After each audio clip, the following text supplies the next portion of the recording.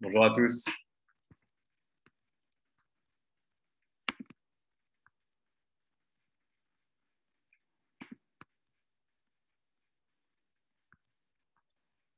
Donc on va attendre que François puisse arriver. Il finit son call et après je l'ajoute et il me rejoint immédiatement. En attendant, je vous laisse patienter.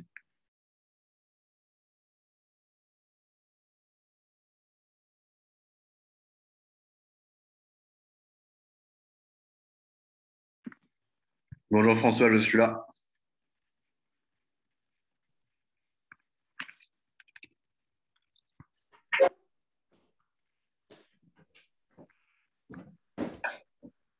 C'est sympa ce petit fond là, on va faire pareil. Salut Valentin, ça va? Comment vas-tu? Ça va super et toi? Nickel. Eh ben, écoute, parfait. J'aime beaucoup le fond derrière. On va faire la même chose. On n'est pas encore assez doué technologiquement parlant. Ouais. Alors, c'est que techniquement, là, je suis à la maison, donc je me suis dit que c'était un fond plus digne que le fond réel, hein. Que le mien. Non, non, que le mien. Non, non, non, je ne me permettrai pas.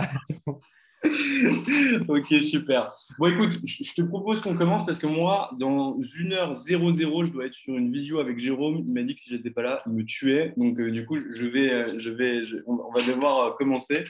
Donc, bonjour à tous. Bonjour François. Je suis ravi de t'accueillir sur les webinaires. Sache que c'est un privilège qu'on te fait, entre guillemets, ou que tu nous fais, parce qu'on le fait rarement. Tous les mercredis soirs, on voit généralement Valentin Tonti-Bernard qui parle tout seul. Donc, je suis ravi que tu avec nous. Alors, je vais présenter vite fait le webinaire. Je te laisserai te présenter après, parce que c'est la première partie, bien sûr, du webinaire, la présentation de ton activité et également de ta personne.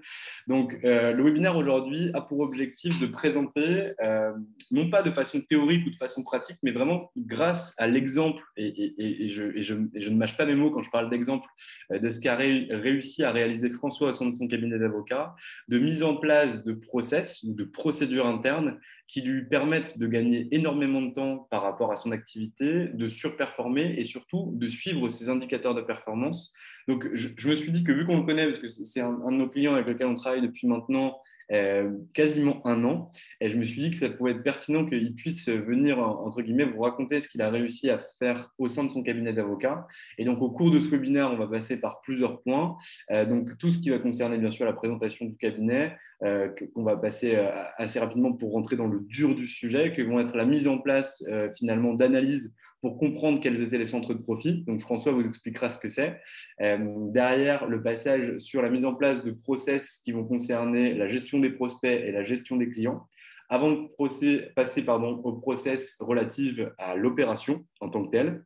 Et enfin, on verra grâce à tout ce qu'il a mis en place, quelles actions il peut mettre en avant. Donc, je me tais, je laisse parler et François, tu as la parole. Merci beaucoup, Valentin. Pour présenter le cabinet, j'ai entendu de manière succincte, hein, c'est ce que tu as dit. Je vais donc rapidement, moi je suis donc associé avec Anne-Sophie. Il se trouve qu'on est tous les deux passés par Assas. Moi j'ai fait des droits des affaires et fiscalité et après par l'école d'avocat, donc l'EFB. Et après 2 années à Paris, donc comme collab, je suis passé chez STC comme collaborateur et j'avais fait mes stages chez Brodin Pratt. On a décidé en fait, pour un choix personnel, hein, de vie de famille, de partir en Vendée. Donc de quitter Paris et d'aller vraiment à La Roche-sur-Yon, donc dans une ville moyenne. Et je suis d'abord arrivé chez Fidal pour quelques années. Et ensuite, j'avais vraiment le désir d'entreprendre et de bâtir un cabinet d'avocats avec une autre vision, pas forcément par rapport à Fidal, mais plutôt globalement, pour exercer, comment est-ce qu'on exerce notre métier. Le cabinet, il a 5 ans bientôt, donc il a été créé tout début 2017. Et on est aujourd'hui 6, bientôt 7 normalement, avocats et juristes avec un office manager. D'ailleurs, voilà, on est toujours en recrutement, notamment en corporate, puisqu'on accompagne la croissance de tout type de profil. Et le cabinet, en fait, on l'a bâti, et c'est important ce point-là, parce que ça va permettre derrière de comprendre pourquoi est-ce qu'on est venu mettre des process, amener une planification. On l'a bâti sur l'expérience client et la relation client. C'est vraiment au cœur de ce qu'on vit, avec quelques points saillants qui ressortent de notre mode de fonctionnement. On intervient uniquement au forfait auprès des clients. On fait une écoute active, une écoute authentique de nos clients, c'est-à-dire on essaie avant tout d'aller à leurs enjeux Et on attend vraiment de se distinguer par la qualité de cette écoute et donc la qualité des réponses juridiques qu'on peut leur proposer. On travaille aussi beaucoup la clarification du droit pour les clients. Alors, on prend ce terme en Vendée, en fait, c'est du legal design, hein. On fait vraiment un fort travail, que ce soit sur le fond ou sur la forme, en legal design. On travaille aussi la disponibilité, la réactivité. Donc, on ne laisse pas un client plus de 24 heures sans réponse. Pas plus de 24 heures sans réponse, pas forcément sur le fond, mais en tout cas, il sait qu'on répond, il sait qu'on l'a au téléphone, on lui propose un rendez-vous, on prend soin de lui. Et enfin, c'est le dernier point, vous voyez, après l'intervention forfait, l'écoute, le legal design et la clarté et la disponibilité, on a une approche coopérative, c'est-à-dire qu'on met systématiquement autour de la table le banquier, l'expert comptable, le gestionnaire de patrimoine, le notaire. On essaie vraiment de vivre le métier de manière coopérative et harmonieuse avec l'écosystème des conseils du client. Très clair. François, en termes d'expertise et en termes de secteur d'activité, tu interviens, en tout cas ton cabinet, intervient sur quel secteur et dans quel domaine de droit? Alors ouais, j'allais dire, on a 3 domaines en fait d'intervention principaux. Donc on a décidé vraiment de centrer nos interventions et plus on centre d'ailleurs nos interventions, plus on a de clients qui viennent. On s'est rendu compte que la spécialisation ou en tout cas la reconnaissance de l'expertise, c'était clé dans le développement. On a le droit des affaires au sens corporate, on a le droit fiscal et on a le droit de la donnée. Droit de la donnée, on peut parler de RGPD, mais ça va en réalité au-delà. Et on adresse droit des affaires et droit fiscal des PME régionales. Et droit de la donnée, on adresse plutôt des plus grosses entreprises ou des startups plutôt parisiennes, voilà, sur celles qui collectent énormément de données et qui ont des vrais enjeux de management de leurs données. Très clair. Aujourd'hui, sur quel secteur d'activité tu es présent en ce qui concerne les PME que tu adresses sur le corpo et sur le taxe? Tu veux dire industrie, service, ce genre de choses? Ouais. En fait, c'est assez étalé. On a vraiment tous les types de métiers. Il y a une dimension industrielle qui est liée clairement au tissu économique de la Vendée, une dimension numérique plus liée aux clients parisiens que l'on peut avoir et nantais. Et puis après, ça va être tout type de clients, le bâtiment. Je dirais qu'on a quand même des métiers où en tout cas, sur cette partie corporate, droit des AF, on n'est pas forcément trop sectorisé. Okay. Peut-être un point, on est référencé aujourd'hui pour les scopes, pour les passages en scope, Bretagne et Pays de Loire. Et là, c'est plus lié à notre maîtrise sur les management packages et l'implication des salariés. Très clair. Bon, attention dans les vidéos, j'ai vu les 3 derniers arrêts qui sont sortis par la Cour de casse et par le Conseil d'État. Sur les BSA, oui. Exactement. Tout à fait. On a des calls prévus avec des clients parce qu'on a des sujets brûlants liés à ça, en effet. J'ai vu passer ça, j'ai eu peur pour tous mes amis avocats qui font du LB. Ok, super. Donc, on voit mieux un petit peu quelle est ton activité. Donc, une activité forte sur le domaine industriel, notamment lié à ton secteur géographique. Également, une activité sur les entreprises à fort potentiel technologique et les grands groupes à Paris, notamment sur des sujets de données.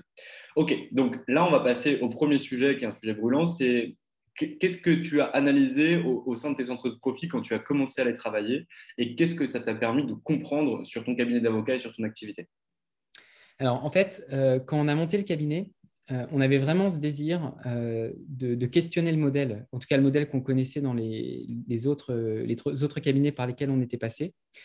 Et donc, on a eu, alors on est passé, je le dis juste, mais on est passé par la matrice Océan Bleu pour regarder ça.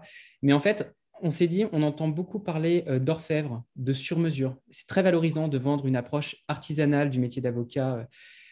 Alors, c'est vrai, mais à notre sens, c'est partiellement. Et donc, on a vraiment questionné ça en se disant, quelle est la partie de sur-mesure où on a vraiment cette différence, cette étincelle, un peu comme le neurochirurgien qui va voir la chose, et quelle est la partie finalement qui est plus standard et où c'est peut-être qu'on n'est pas sorti de notre zone de confort. Et on en a tiré 2 choses. C'est d'une part qu'il y a vraiment une partie sur-mesure. Je pense à la partie d'écoute, à la partie de mise en place de structuring, donc cette capacité à transcender la matière sur des négociations, capacité vraiment à accompagner le client avec cette très haute valeur ajoutée. Et ça, c'est du sur-mesure. Et, enfin, à notre sens, hein, en tout cas.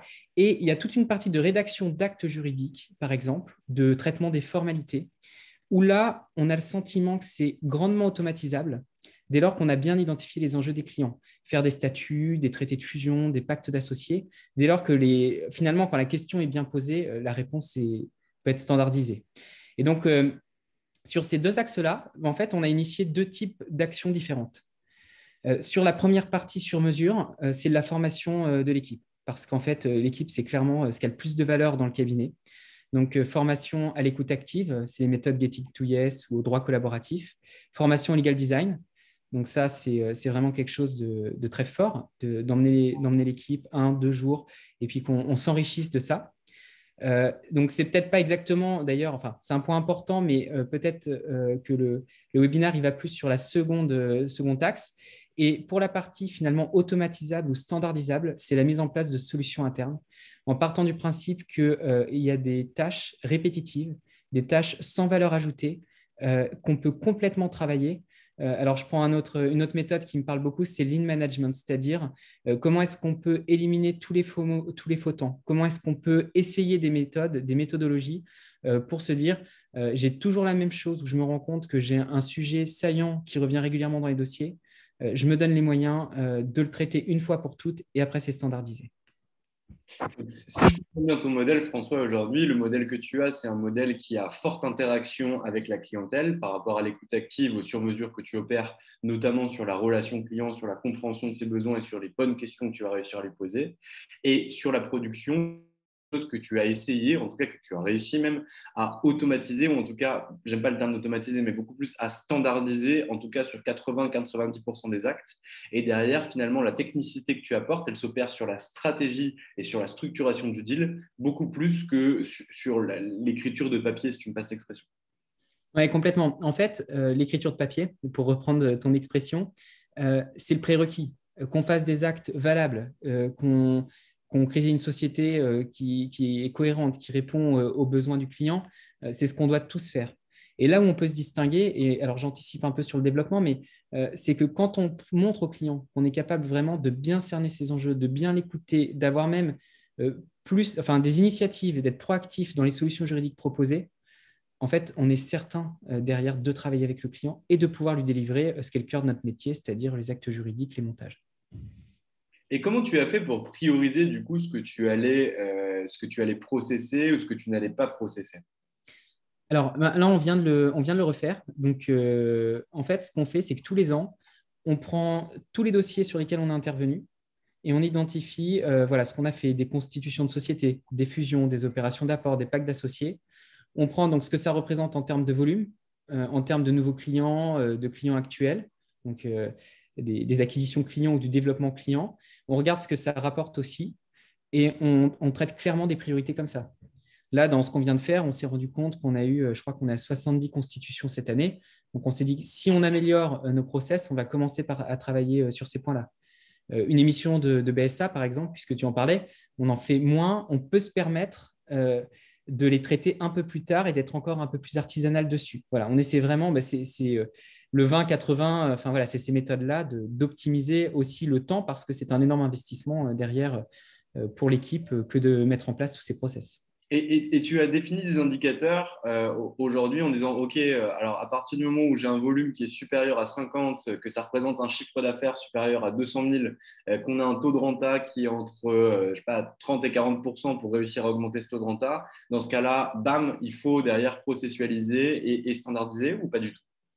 Alors, en fait, on processualise, on standardise les opérations les plus fréquentes, mais clairement, l'ambition qu'on a, et on est en train d'arriver au bout de ce processus, c'est que quasiment tout ce que l'on peut traiter soit standardisé. Par exemple, on fait des baux, mais on n'en fait pas tant que ça. Les baux commerciaux, on a complètement processualisé le truc en mettant les hypothèses de clauses favorables aux preneurs, aux bailleurs. On n'en a pas énormément, mais on s'est dit que ça avait vraiment une valeur ajoutée. Donc ça, on l'a pris. Très clair. Aujourd'hui, donc, si on vient sur tes centres de profit, aujourd'hui, quand tu es passé sur tes centres de profit, qu'est-ce que tu as identifié comme valeur au sein de tes portefeuilles et qu'est-ce que ça t'a permis de voir comme choix stratégique que tu allais faire?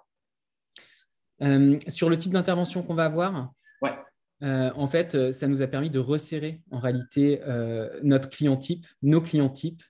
Ça nous a permis d'identifier là où on avait, j'allais parler avant même de rentabilité, mais c'est intimement lié, là où on a le plus de valeur pour nos clients.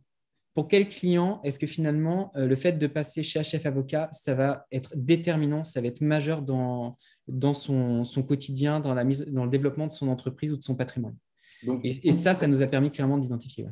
Donc concrètement, ce que tu as fait, c'est que tu as pris l'ensemble de tes clients et derrière, tu as regardé qui était pertinent ou pas pour toi. Tu les as finalement classés ou en tout cas triés et tu as pu te dire, OK, par rapport à cette typologie de clientèle qui répond à un critère de chiffre d'affaires, un critère en termes d'opération, une typologie d'opération que tu vas faire, à un secteur d'activité, c'est cette clientèle-là en priorité que je veux adresser parce que c'est pour elle que je suis le plus pertinent. Voilà. Et quand on fait ça et qu'on va au bout de l'exercice, parce que c'est souvent ce qui nous angoisse, nous, avocats, ça veut dire qu'il y a des clients qu'on n'adresse plus. Et en fait, on s'est rendu compte que dire aux clients, on ne va pas faire ça parce qu'on pourrait le faire, mais on pense vous pourriez avoir quelqu'un de meilleur que nous parce que c'est quelqu'un qui ne va faire que ça. Et parce que nous, on a travaillé avec lui et on bosserait avec lui si on avait votre problématique et qu'on recommande comme ça les clients. Derrière, on a des retours parce qu'en fait, ils sont extrêmement satisfaits de voir qu'on est capable de cerner nos limites et finalement, on est capable de centrer ce sur quoi on est les meilleurs. Et puis bien sûr, parce qu'en fait, tu montres que tu es un expert, c'est-à-dire qu'en gros, à partir du moment où refuser du deal, refuser des clients, c'est aussi donner de la valeur à la clientèle qui est en face de soi. À partir du moment où on arrive à l'expliquer, à partir du moment où on sait vers qui orienter.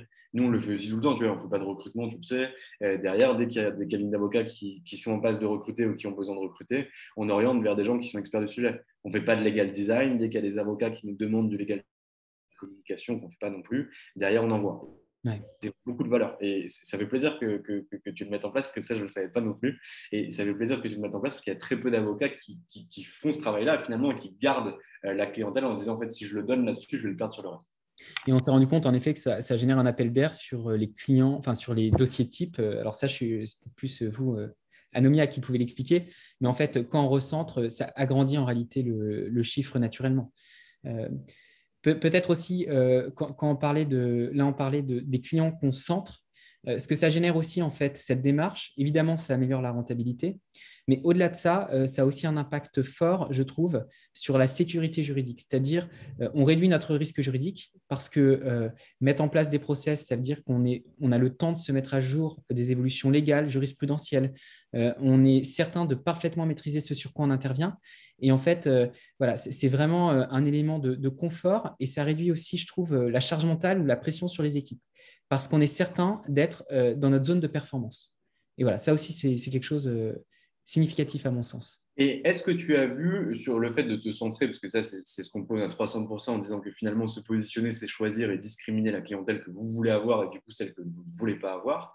Est-ce que tu t'es rendu compte par rapport à ce travail-là, de se recentrer sur la clientèle à laquelle tu fournis le plus de valeur et qui, par définition, fournit le plus de valeur à ton cabinet, qu'à partir du moment où tu intervenais sur un segment extrêmement précis, tu avais aussi, entre guillemets, un effet de traction et que cette clientèle, derrière, allait plus facilement te recommander auprès de ses semblables et que tu allais avoir un accroissement de chiffre d'affaires par rapport à ça?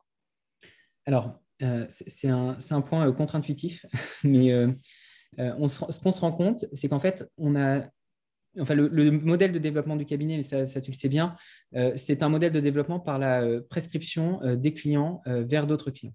C'est-à-dire que le cabinet a commencé avec assez peu de clients qui ont les uns les autres recommandés. Mais en fait, de bien centrer les clients qu'on adresse, ça fait que les prescriptions sont aussi centrées. Et donc, ça fait que globalement, ce sont des clients qui nous correspondent. Ça ne veut pas dire, parce que souvent, on pense qu'on va aller sur des clients de plus en plus gros. Ce n'est pas forcément ça. C'est des clients qui nous correspondent, qu'on traite bien, qui vont être pleinement satisfaits, comme je disais tout à l'heure, parce qu'on répond parfaitement en termes de valeur ajoutée, et qui vont forcément plus vite recommander et recommander sur ce qu'ils ont vécu. Et donc, mécaniquement, on arrive à ce que tu dis, c'est-à-dire, nous, finalement, on avait des plus gros dossiers, certains dossiers qu'on avait du mal à tenir parce qu'il fallait clairement des approches full service, je ne sais pas moi, de type CVS en province ou peut-être du LATAM à Paris, qu'on n'était pas capable de servir avec une équipe de cette personne. Et par contre, les petits dossiers sur lesquels on n'était pas rentable. Et on se rend compte qu'on est vraiment aujourd'hui, on rentre quasiment que nos cibles, nos clients types, donc sur lesquels on optimise vraiment en fait notre intervention. Très clair. Et donc, ça, tu ne pourras pas en parler, mais en termes de chiffre d'affaires et de rentabilité, tu as aussi vu, en se recentrant sur ta clientèle et en standardisant un certain nombre de choses, que derrière, tu avais un jump qui s'opérait sur ta renta. Alors, sans donner tous les chiffres, cette année, clairement, à effectif constant, parce que ça, c'est un point important, on avait le sentiment d'être en plafond l'année dernière. Et de mémoire, on a plus 25%. Donc, ouais, clairement, ça se concrétise sans avoir le sentiment de plus travailler ou de plus se mettre en danger parce qu'en réalité, on est juste à notre place. Et Ouais. Ce qui me ferait plaisir, c'est que tu puisses expliquer aux gens qui nous regardent ce soir et à tes confrères et à tes consoeurs ce que tu as mis en place de façon concrète. Parce qu'on a l'impression, quand on parle de standardisation, d'automatisation, qu'il faut être un polytechnicien, qu'il faut sortir de Saint-Cyr ou qu'il faut prendre des années et des années pour pouvoir tout faire. Je sais que tu appliques une règle qui est le plus 20% sur les dossiers quand tu en as besoin et quand tu as besoin de standardiser. Mais est-ce que tu pourrais nous donner, par exemple, un exemple de ce que tu viens de faire sur la modélisation du bail commercial pour expliquer à quel point c'est peu technologique? ouais, alors en fait, ça, c'est un point important. On ne voulait pas être captif de solutions. Donc, on a voulu garder des solutions très ouvertes. Et en réalité, on travaille sur des suites type une suite bureautique comme les suites Microsoft. Enfin, c'est assez simple. On cherche déjà des process les plus efficaces possibles parce qu'on a un job où on est sous pression et on est débordé. Donc, si on met des process trop complexes ou des logiciels ou des solutions trop techniques, on sait qu'on ne les utilisera pas sous le feu, j'allais dire. Donc, on essaye déjà d'aller au plus simple. Et sur la base de ce process, on a quelques axes forts. On essaie déjà d'avoir une collecte d'informations et de documents clients la plus automatisée pour le coup. Là, on est dans l'automatisme. Et la plus simple aussi en ergonomie pour le client. Donc ça, c'est un axe fort de bien collecter les informations, de ne pas faire des allers-retours avec le client parce que d'une part, ça le fatigue et d'autre part, nous, on perd du temps. À chaque fois, il faut bien mettre en corrélation la performance interne avec la qualité de l'expérience client. Je pense que c'est très important. Ensuite, ce qu'on fait, c'est qu'on a mis en place des process de vérification des points juridiques. Par exemple, sur une transformation de société de SARL en SAS, on a 25 points de vérification. Et ça, par rapport à la collecte des informations du client, on est capable très vite de s'assurer que le dossier est dans le cadre légal.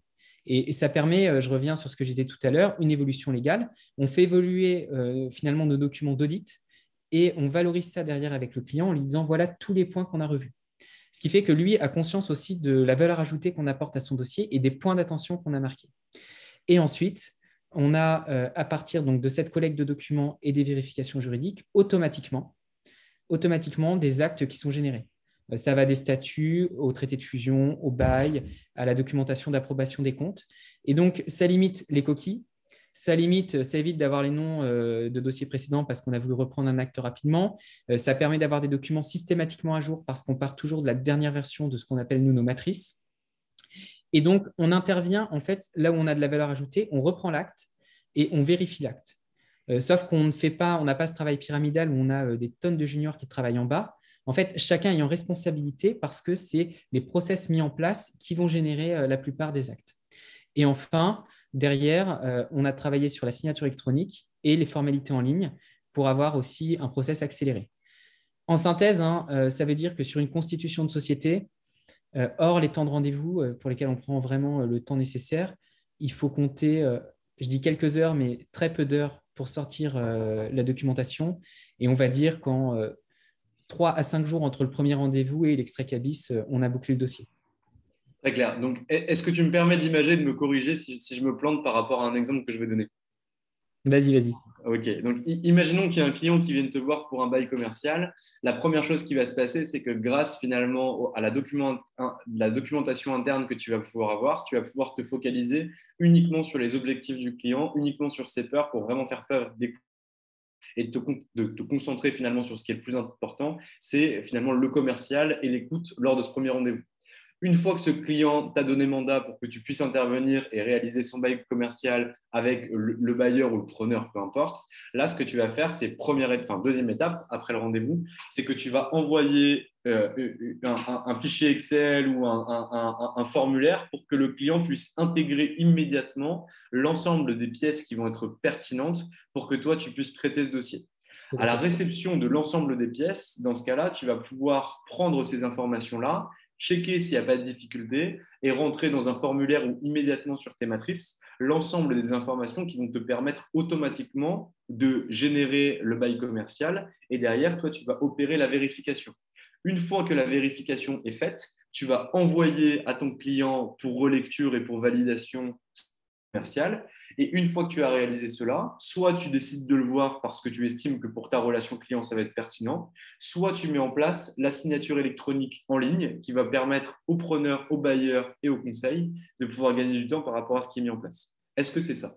C'est ça. J'apporterai deux précisions. Une précision, c'est que quand on a la matrice qui est prête, c'est le moment où on peut arriver sur la négociation. Et par exemple, dans ce type-là de dossier, on a mis les différentes variantes, les argumentaires de négociation, si on est côté bailleur ou preneur, pour essayer de défendre les positions du client. Et on est capable de dire au client facilement, sur les 15-20 points de négociation, ce qu'on peut lâcher, ce qu'on ne peut pas lâcher, pourquoi on le fait. Donc, cette phase de négo, elle est aussi intégrée dans le process. Et à la fin, généralement, ce qu'on fait, on propose plutôt la signature électronique, même si on a envie de voir le client, et on lui propose un déjeuner dans la foulée. Comme ça, il signe électroniquement et on prend un créneau dans la semaine où on a un peu de temps, on déjeune, c'est sympa, et le client, finalement, il nous voit sur autre chose. Mais ça rejoint complètement ce que tu viens de dire. Ce qu'il faut avoir en tête, c'est que nous, ça s'est fait sur plusieurs années. Ça demande du temps, mais en fait, on est plus sur une série de réglages, de petits réglages les uns à côté des autres, qui offrent en fait en bout d'opération un gain considérable. Mais on peut complètement approcher ce genre de sujet par module qu'on fait évoluer les uns à côté des autres. Comme tu disais, faut pas faire Polytechnique ou l'école 42 et passer 6 mois dedans. Non, c'est une évolution au quotidien. Par contre, c'est un investissement en temps qu'il faut assumer de faire dans le développement du cabinet. Mais c'est un investissement qui est a posteriori payant, puisque aujourd'hui, imaginons que tu ne fasses que du bail commercial, comme c'est le cas de certains cabinets d'avocats spécialisés. En fait, si tu avais opéré cette standardisation sur cette typologie de bail, derrière, tu as un gain de chiffre d'affaires, un gain de rentabilité, pardon, pas de chiffre d'affaires, encore mieux, qui s'élève à plus de 20% ou plus de 25% par rapport à ce que tu faisais au préalable. Oui, complètement. Et en fait, on voit aussi ça en se disant le temps que l'on gagne en fait avec ces process, c'est aussi du temps qu'on peut consacrer à investir sur les technologies de demain, sur la formation des équipes. On ne va pas forcément chercher que la rentabilité en tant que telle, mais on va chercher à continuer à avoir, j'allais dire, ce coup d'avance, c'est peut-être prétentieux, mais en tout cas à être en pointe. C'est-à-dire que la première année au cabinet, on est passé en signature électronique en 2017. 2018, on a fait les matrices. 2019, on est passé sur le legal design. Et chaque année, on essaie finalement de sentir un sujet frémir avec les signaux faibles et de se l'approprier, d'investir du temps dessus en se disant qu'on gagnera du temps l'année d'après en réalité avec cet investissement. D'être toujours avec ce coup d'avance ou en tout cas de toujours se saisir du bon sujet et de ne pas arriver 3 ans après dessus quand il a déjà été complètement traité par tout le monde. Incroyable. Ben, écoute, parfait. Alors, je sais que tu n'interviens pas que en termes de process par rapport à la mise en place d'opérations, mais tu interviens aussi sur ces process-là par rapport à la gestion des prospects. Et je te propose qu'on voit a posteriori la gestion des clients. Qu'est-ce que tu fais aujourd'hui? Déjà, quels sont tes canaux d'acquisition pour la venue de ta clientèle? Je sais que tu fonctionnes énormément sur prescription, mais quand on te prescrit un potentiel prospect, comment est-ce que tu vas le traiter? Qu'est-ce que tu mets en place? Alors, quand on a un prospect qui nous contacte, on lui propose quasiment systématiquement un rendez-vous ou une visio pour avoir ce temps d'échange, ce contact. Et là, on a mis en place clairement un process en fait de traitement du rendez-vous parce qu'on s'est rendu compte là aussi que c'est des choses qui se mettaient en place avec une vraie écoute, une vraie identification des enjeux, identifier bien aussi sa situation souhaitée. Et par rapport à ça, donc on a toute cette phase de qualification en fait du prospect. Et après, on se dit, est-ce qu'il est dans notre champ d'intervention? S'il est dans notre champ d'intervention, parfait, on est capable de l'adresser, soit avec une proposition de structuring, soit avec directement une mission si c'est déjà suffisamment clair pour lui. Et est-ce qu'il est hors de notre champ d'intervention? Et là, on a tout un process. Il est hors de notre champ d'intervention pour des raisons éthiques. On lui dit, écoutez, on ne pourra pas vous accompagner. Et bon, souvent, on a une petite excuse adaptée. Vous n'êtes pas dans notre champ d'intervention parce que techniquement, on n'a pas investi ce domaine et auquel cas, on va vous recommander un confrère de qualité qui travaille avec les mêmes valeurs, les mêmes référentiels que nous, c'est-à-dire il va pas vous demander 300 € d'ouverture de dossier, il va être au forfait, il va être réactif. Et où on va décider de prendre ce client parce qu'on estime qu'on a une bonne raison de le faire. Et là, on va sortir du standard finalement et on va presque construire une nouvelle brique du cabinet sur un champ de spécialité spécifique. Très clair. Donc, ça veut dire que finalement, tu as déjà une liste de questions qui peut être posée. Ça veut dire que l'avocat qui peut venir au rendez-vous, ça peut être toi, ça peut être une de tes collaboratrices, ça peut être ton associé. Peu importe finalement que ce soit toi ou que ce soit quelqu'un d'autre, bien sûr ta personnalité va jouer, etc. Mais la communication et la prise d'information va être la même, quel que soit l'avocat qui va être présent. Complètement. Je crois que dans le petit texte que tu avais mis pour le webinaire, tu mettais pouvoir ne pas dépendre de collaborateurs. Je ne sais plus comment c'était mis. En fait, je dirais presque l'inverse. Il faut presque que n'importe qui dans le cabinet puisse aller vendre n'importe quelle mission. Pas parce qu'on ne respecte pas le client, mais parce que la qualité finalement de la formation des personnes et du cadre dans lequel ils évoluent leur permet d'intervenir. Et c'est un vrai sujet. Je pense qu'on a tous ce sujet-là, avocat, quand on arrive à un peu d'expérience. On n'a pas assez de temps. Et il faut trouver du temps et on peut aussi libérer du temps sur sur ce qui sont des tâches à haute valeur ajoutée, d'une part. Et d'autre part, c'est un très bon moyen pour les collaborateurs, collaboratrices du cabinet d'évoluer et de sentir qu'on n'a pas une sorte d'associé qui essaie de bloquer la relation client, mais au contraire, qui se satisfait que tout le monde puisse grandir dans la structure. Et ça, c'est plus après les plans de carrière qui ressortent. Et ce qui est très pertinent avec ce que tu dis, c'est que déjà, donc, moi j'utilise souvent le terme, on l'a toujours dit avec mon associé, l'objectif c'est qu'on soit remplaçable à tout moment. Parce que lorsqu'un dirigeant est trop puissant et que finalement derrière il n'est pas remplaçable, ça veut dire que la boîte, c'est lui. Ça veut dire que, un, ça ne se revend pas. Et deux, que les talents qui sont vraiment bons, ils ne viennent pas chez nous parce que derrière, finalement, on prend trop de place. Et donc, ce que tu dis là, c'est extrêmement pertinent parce que ça veut dire, un, que tu as un levier sur tes collaborateurs et tes associés pour aller chercher du cash, ce qui est extrêmement fort parce que toi, par définition, tu peux peut-être beaucoup bosser, mais tu ne travailleras jamais plus que 7 heures par jour et je ne te le souhaite pas. Et la deuxième chose, c'est que derrière, ta boîte, elle se vend. C'est-à-dire qu'aujourd'hui, les cabinets d'avocats sont valos entre 51% et 100% de leur chiffre d'affaires parce qu'on considère que la clientèle est attachée à un intuitu personnel fort. Même si aujourd'hui, tu as une écoute active et que tu as un fort degré d'interaction avec ta clientèle, le fait que tu puisses envoyer n'importe quel collaborateur ou n'importe quel associé pour aller chercher du client ou pour avancer par rapport à ce genre de choses, ça, c'est une valeur énorme au sein d'un cabinet d'avocats. Et à nouveau, c'est contre-intuitif.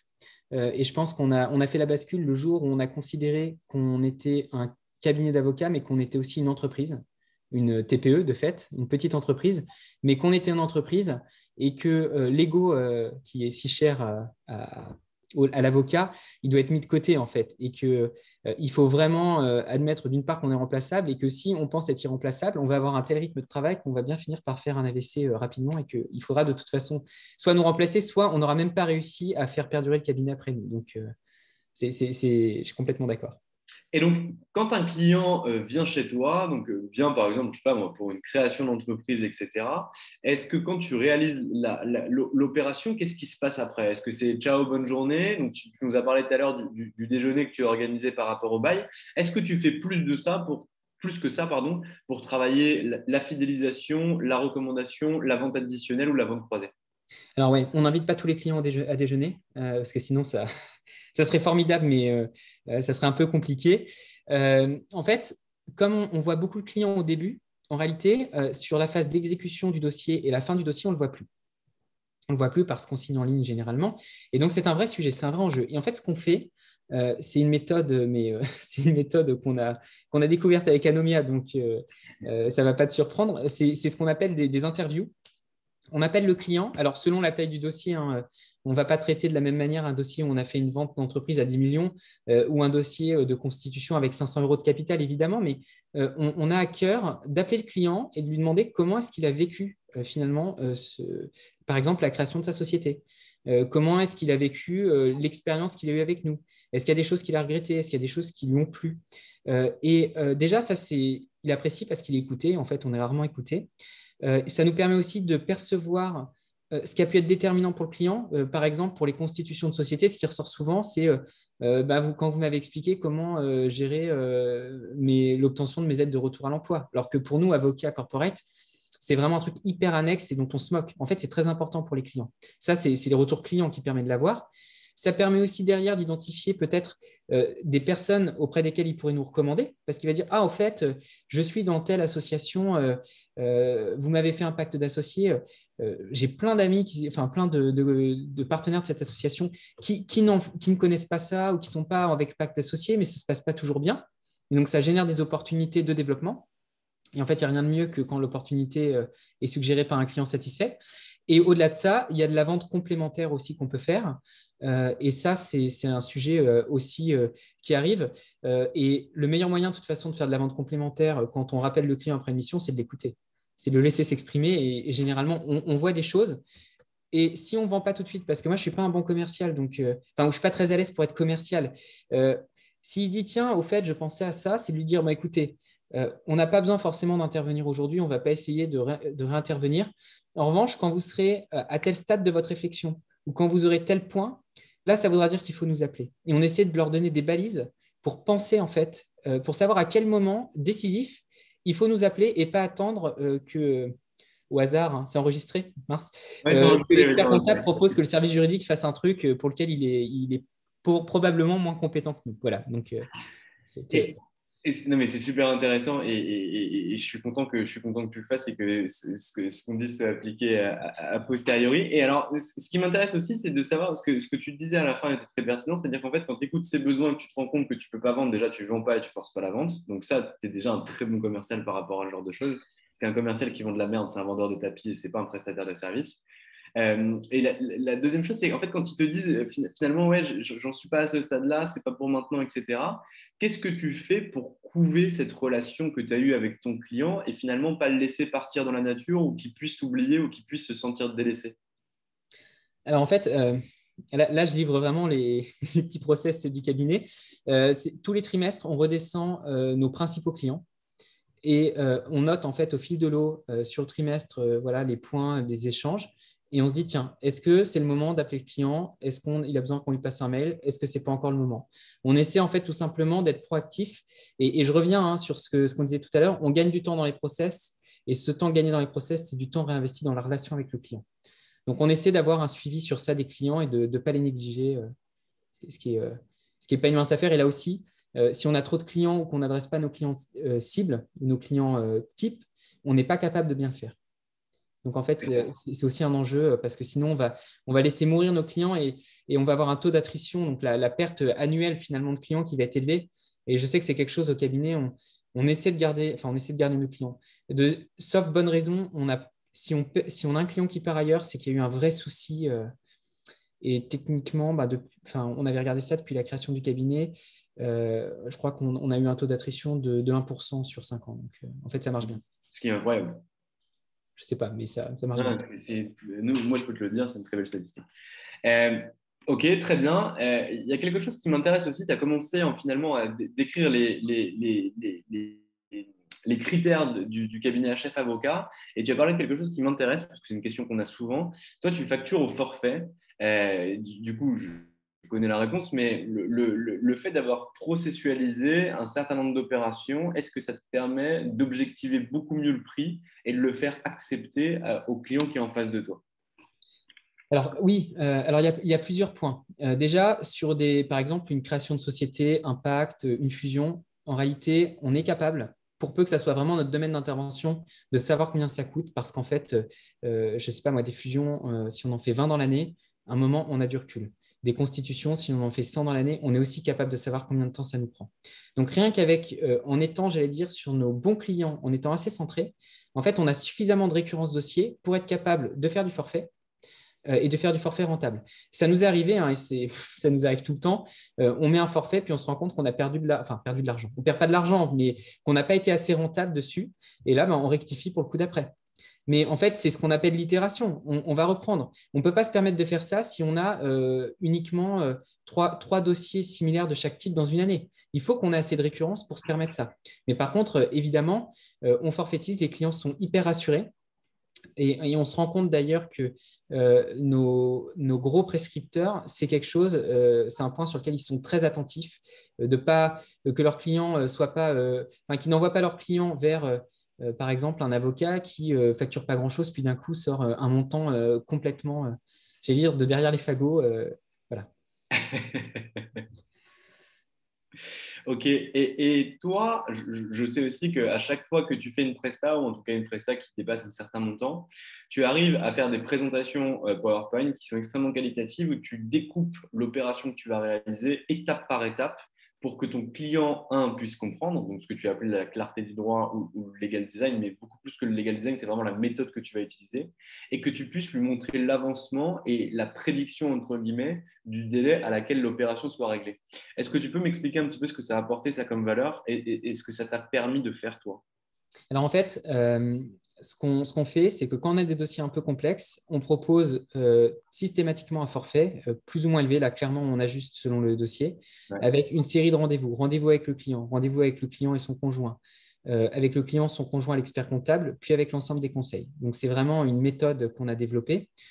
Qui mériterait peut-être un jour d'être déployée d'ailleurs avec des confrères, parce qu'en fait, on se rend compte que ce n'est pas que de la méthode, c'est presque de l'ADN sur l'approche client. Et donc, on accompagne avec un support de présentation. On part des enjeux de la situation actuelle, on va vers la situation cible. Et après, donc, on décompose chaque étape. Et ça a plusieurs intérêts. Un intérêt, c'est que ça permet d'identifier auprès du client le coût de chaque étape et le coût global. Un autre intérêt, c'est que ça permet de valider point par point si on a bien compris les enjeux du client. Alors qu'un schéma global, si le client est moyennement emballé, on ne sait pas pourquoi. Là, ça permet, voilà, à chaque fois, si on a 8 étapes, première étape, holding. La holding, ça répond à quel enjeu? Un enjeu d'avoir une faculté de réinvestissement? Oui, non. Deuxième étape, je ne sais pas, mise en place d'un Dutreil, ça répond à l'enjeu de transmettre à ses enfants une fiscalité optimisée. Oui, non. Et donc, on déroule ça. Et donc, ça permet de s'assurer qu'on a parfaitement compris ce qu'attendait le client. C'est le deuxième point. Un autre point aussi, c'est qu'en faisant ça, je parlais de décloisonnement non, j'ai parlé de coopération tout à l'heure, pas de décloisonnement. Ça permet aussi de faire des réunions. Donc, on fait venir tous les intervenants. Là, on en a eu une très récemment. On avait donc l'assureur, le conseiller en gestion de patrimoine, l'expert comptable, le banquier et la famille du client, plus le client. Et là, on déroule les étapes et en fait, à chaque étape, on dit voilà vos interlocuteurs. Et on ne met pas que l'avocat. On dit par exemple l'étape de constitution d'une holding, il faut une valorisation par l'expert comptable, l'intervention d'un commissaire aux apports. Telle étape, il faut l'intervention du notaire. Et ça permet pour le client de sentir qu'on est véritablement des chefs d'orchestre. C'est-à-dire, il se dit avec eux, je n'ai pas un soliste qui va jouer hors du rythme. J'ai quelqu'un qui va me rassembler tout le monde autour de la table, qui va permettre à chacun d'échanger, qui va éviter des frictions, qui va permettre de sortir des différents silos. Et en fait, ça, c'est déterminant. Et aujourd'hui, on se rend compte, en tout cas sur les dossiers un peu significatifs, qu'on ne fait pas la différence sur la technique, parce qu'en fait, une fusion, un apport, un pacte, c'est tout. Enfin, j'ose espérer qu'on est sur un certain niveau, que tout le monde rédige avec le même niveau de qualité. Par contre, ça permet de discriminer sur cette phase amont, parce que le client, il sait qu'on a compris ce qu'il voulait, qu'on l'a écouté, et il sait finalement pourquoi il est chez nous et pas chez quelqu'un d'autre. Ça me paraît extrêmement intéressant et c'est incroyable ce que vous allez mettre en place parce que du coup, vous avez compris quels étaient les objectifs de votre cœur de cible et de vos clients resserrés. Pas simplement d'avoir un conseil juridique et finalement d'avoir un résultat juridique, mais c'est d'avoir un conseil opérationnel pour une réalité. Et le fait de savoir que finalement, quand tu crées ta holding, bah, il faut un CAC, il faut un commissaire aux apports qui puisse venir évaluer ces et que derrière, en fait, l'avocat va intervenir à la deuxième étape et à la première étape, étape, et que là, il va falloir faire venir quelqu'un. Mais en fait, finalement, le client a une expérience optimale et il place l'avocat à un stade qu'il n'a pas à partir du moment où tu fais pas ça. Et on prend cette place en fait à travers la dimension humaine et pas la standardisation. La standardisation, ce n'est que le levier pour être capable de faire ça. Maintenant, on va passer aux actions d'acquisition que tu mets en place grâce à ce genre de choses, parce que ce genre de choses qui t'a pris du temps en amont te libère du temps en aval. Donc aujourd'hui, tu gagnes du temps, même si c'est des choses que tu travailles encore au quotidien. Qu'est-ce que tu mets en place pour justement aller chercher ces clients cibles et qu'est-ce que tu développes grâce finalement au process que tu mets en place? Combien de temps tu te libères par semaine pour aller faire de l'acquisition? Alors, en ce moment, si je prends juste les derniers mois, parce qu'on a été, pour de bonnes raisons, c'est-à-dire des naissances dans l'équipe en sous-effectif, ça permet déjà d'adresser tous les clients. Plus sérieusement, et j'allais dire sur un temps plus large, ce que ça amène déjà, c'est de la prescription par les clients, ce qu'on évoquait tout à l'heure. Les clients ont envie de nous recommander parce qu'ils ont eu une bonne expérience client et ils ont envie que leurs amis ou leurs confrères ou les autres chefs d'entreprise la vivent.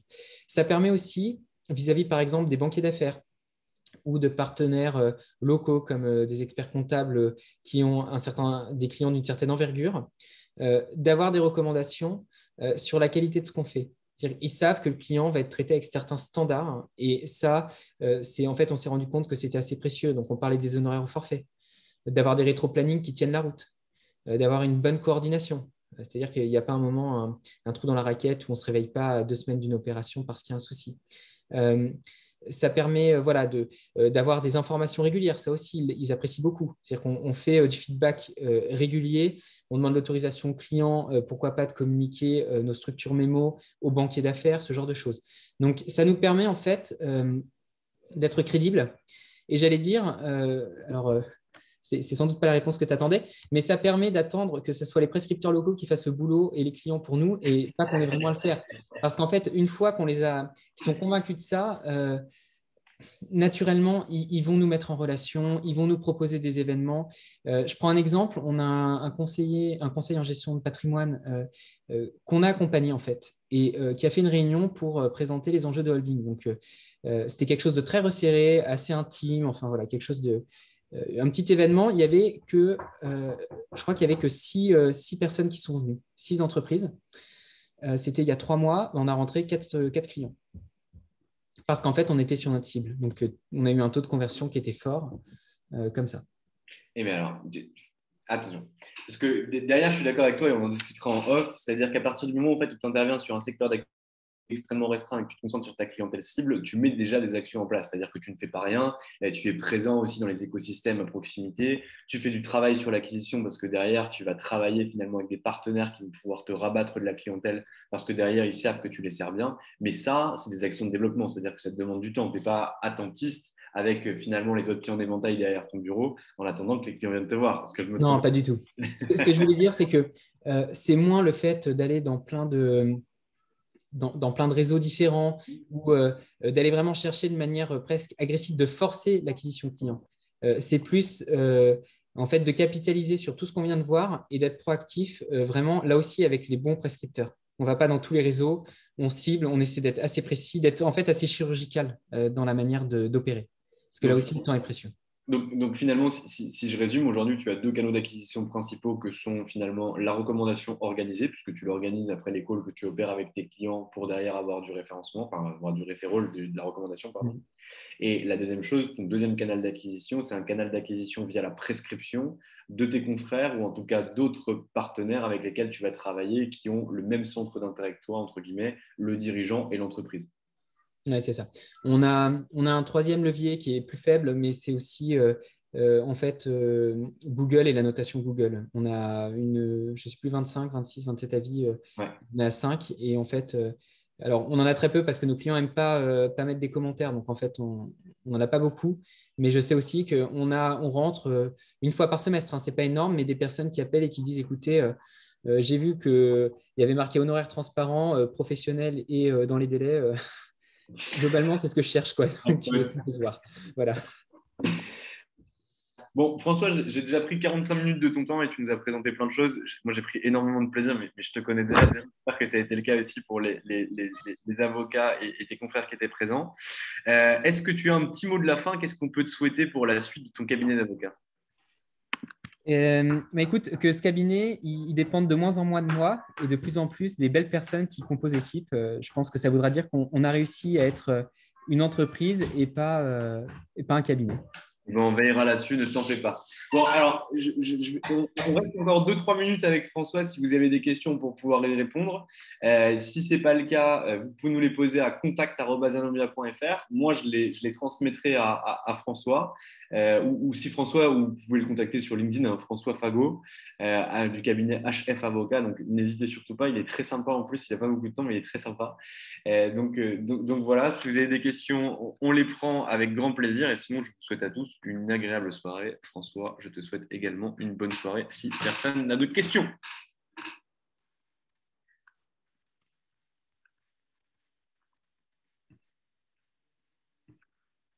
Bon, écoute, je n'en vois pas passer. Si tu en vois, François, dis-le moi. Moi, c'est très bien que je ne vois pas grand-chose. Non, j'en vois pas plus que toi non plus. Euh, Euh, Bon, bah, écoute, c'est parfait. Si des gens ont des questions, en tout cas, si le webinaire leur a plu, n'hésitez surtout pas à nous le dire. Et on vous souhaite une bonne soirée. François, je te remercie pour ta présence. C'était un vrai plaisir. Et je recommencerai l'essai parce que j'ai beaucoup aimé faire ça avec quelqu'un d'autre et pas parler tout seul. Merci beaucoup pour cette invitation, Valentin. À Avec bientôt. plaisir. Belle journée. Au revoir. Au revoir.